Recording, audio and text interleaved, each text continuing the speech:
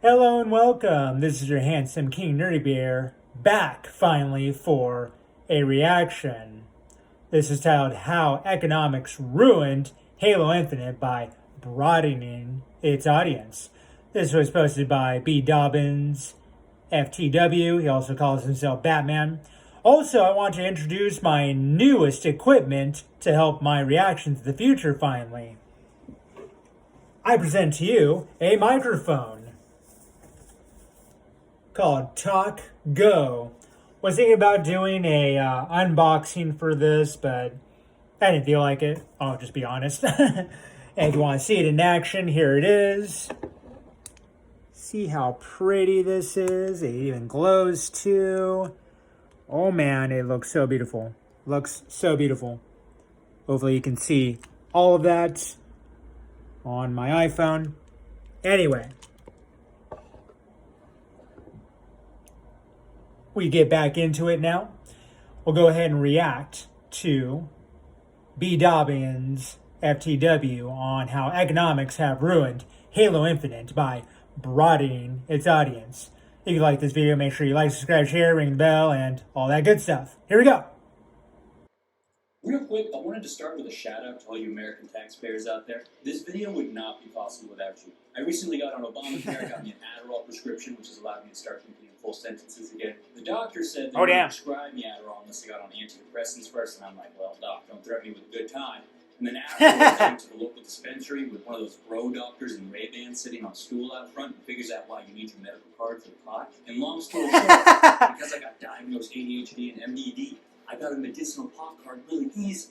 To top it all off, I got on food stamps. And now I can use the money I've saved with food stamps to DoorDash McDonald's. And I won't even buy food. I'll just order like 4 Oreo McFlurries. It's all about the Uber Eats. And while I'm sitting there high as fuck eating my McFlurries, I like to imagine how pissed off all the politicians would be if they could see me. I like to imagine the money about all the wasteful government spending, but instead of welfare queens and immigrants, they just have like a big ass poster of the Dominator. And they're all like, look at this fucking asshole. So to all you taxpayers out there, the next time you're feeling underappreciated by your boss and your spouse and your kids, just remember, I am eternally grateful to you, okay? Thanks for the Lexapro, thanks for the McDonald's, thanks for the weed, thanks for the speed.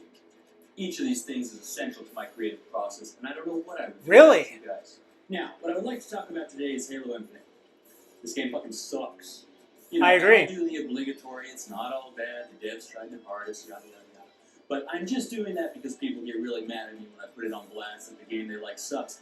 And I don't want anyone to be mad at me anymore like they were. Put it on blast! Because my brain is pumped full of SSRIs and the massive influx of happy chemicals has given me a newfound deep appreciation for all gamers, even Destiny players. So there's some good things about Halo Infinite. For instance, I really like the main menu. It looks pretty. I enjoy the music. Yeah, it does. I enjoy loading this game up and just sitting there taking in the ambiance for a little while. But everything after that is a failure. Halo Infinite has 2 major shortcomings, both of which can be traced back to the biggest problem in the gaming industry today, which is that economic inequality is severely limiting the kinds of games this industry can produce. The most widespread interesting among the Halo community is centered on its lack of content and annoying microtransactions. Well, tough tinny, kiddos, it's time to get used to it, because this kind of thing is only about to get way worse. You may recall when Apex Legends came out as a free-to-play title, I talked a bit about how economists have noticed that as wealth inequality gets worse, it affects which kinds of businesses succeed or don't, and how I thought that could be applied to trends in the gaming industry as well. In physical retail, analysts realized that as the middle class disappeared and consumers were gradually being separated into 2 groups of either very, very wealthy or not very wealthy at all, stores that catered to one group or the other started doing very well, while stores that tried to find the middle ground were going out of business. For example, the dollar store, popular chain that sells all its products for around $1, has been booming as wealth inequality gets worse because as a larger percentage of consumers can only afford to spend a few dollars at a time, it's simply become the best option consistently available to them. In 2021, dollar stores accounted for nearly half of all new retail openings in America. Now, what is the games industry equivalent of the dollar store? Well, microtransactions and season passes, obviously. And unsurprisingly, during the same period the dollar store has taken off, so have these kinds of in-game business models that everyone hates. In fact, if you could put the growth of dollar stores and the growth of microtransactions next to each other on a graph, I bet you would be just one line.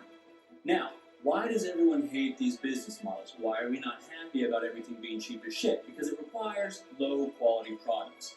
You go to the dollar store, and it's nothing but knockoff, cheap as shit brands. They'll have a can of Coke, and it looks exactly like a Coke. But you pick it up, and you realize they spelled Coke with a Q. And in bold white lettering, it says some shit like, made in China, not FDA approved, may contain lead.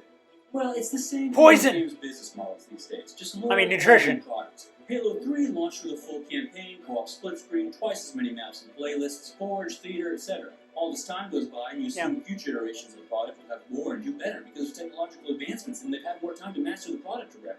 But that's not what's happening at all. Everything is actually getting way worse, and it's because we, the consumer, can no longer afford the kind of games we were buying back in 2009. Therefore, companies can no longer afford to make them. Now the only thing we can afford is virtual costumes and dance moves, and so that's what they sell us instead. A telling comment came from former president of EA, Frank Gibeau. Gibbo. Back just before Destiny 3 release. He said, in general, we're thinking about how we make this a more broadly appealing franchise.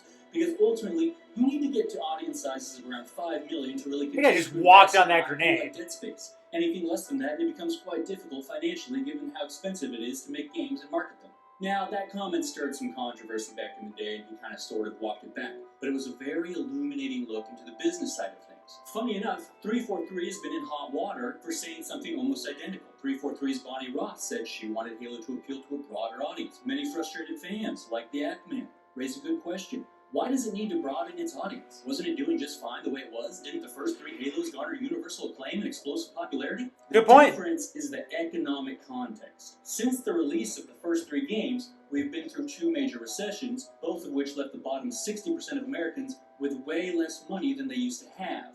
And there's a direct correlation between our shrinking wallets and our shrinking games. It's important to remember that every single product and service on the market is essentially crowdfunded by its customers. The total volume of a product and its quality is driven by how many customers it gets and how much money those customers have. Supply is driven by demand. In order to fund the high development cost of video games, publishers need to be certain there are enough customers with enough money to make it profitable. So it should come as no surprise that as the average consumer has become substantially poorer over the last 15 years, publishers have gradually had to deliver smaller and smaller products. And this trend has never been more clear than it was this year with Halo Infinite and Battlefield 2042. 2 of the biggest franchises in gaming, which were both widely panned for being small, for having less guns, less maps, less playlists, less features. Now, of course, it wasn't the only thing people were upset about, but it was the first, biggest, and most consistent complaint. Now, what you might say, and you'll see this in the comments all the time, is something like, well, I would happily pay full price for a full game, but would you pay the full price for 2 full games? Good point. Good point. How many $60 games do you actually buy a year? How many full games would your friends pay? Barely one.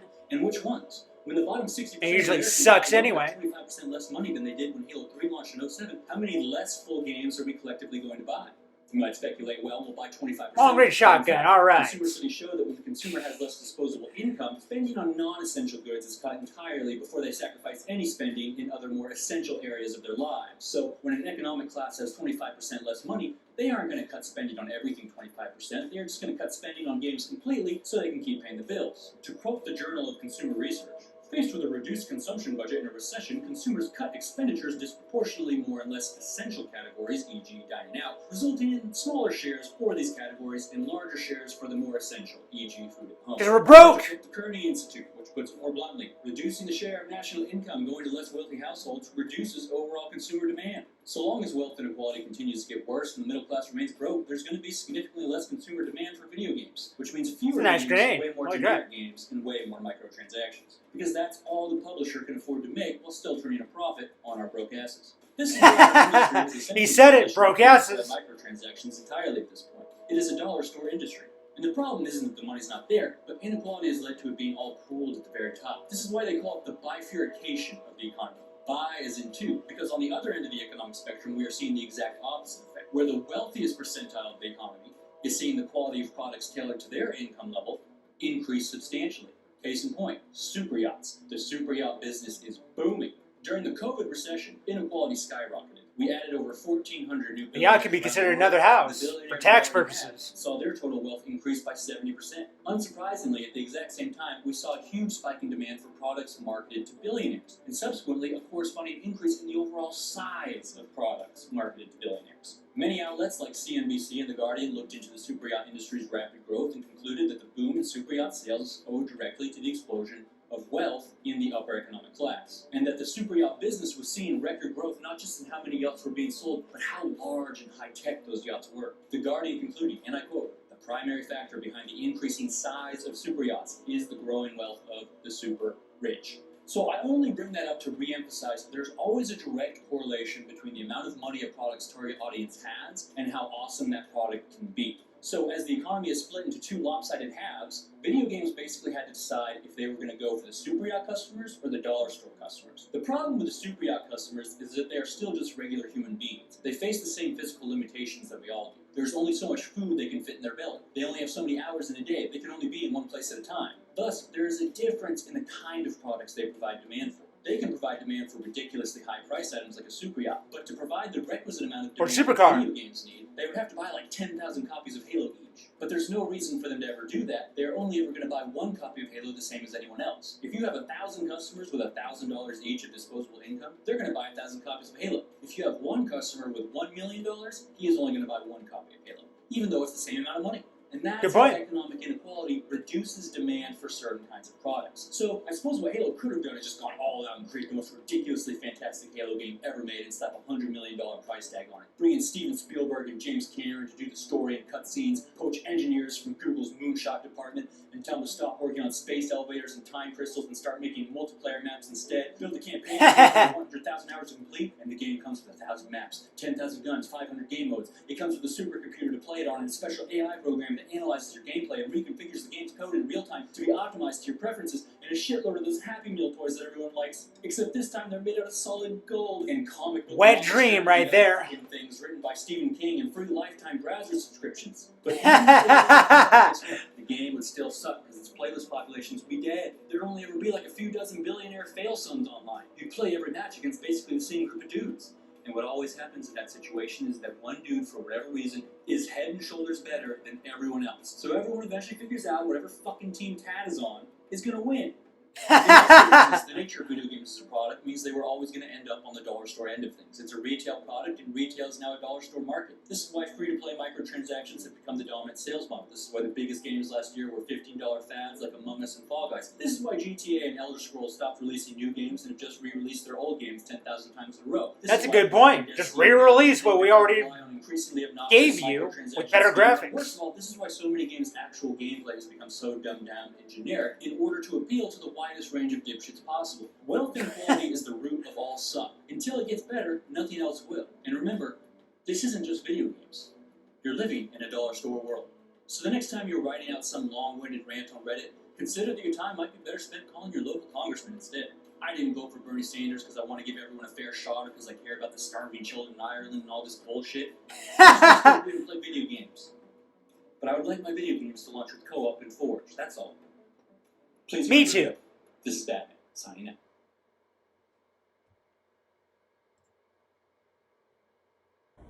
I like to dream too. I really do. So, let me know what you think about his thoughts. It sounds like this whole industry of gaming has turned into the dollar store version of gaming. That's why there's so many free-to-play games now. And then they just make money off of you of those microtransactions for cosmetics, maybe extra characters if you're lucky. But it can't account for the quality of the game. So post what you think about this. Let me know. If you like my reaction, make sure you like, subscribe, share, ring the bell. And until next time, same Handsome King content, same Nerdy Bear reactions. Yeah!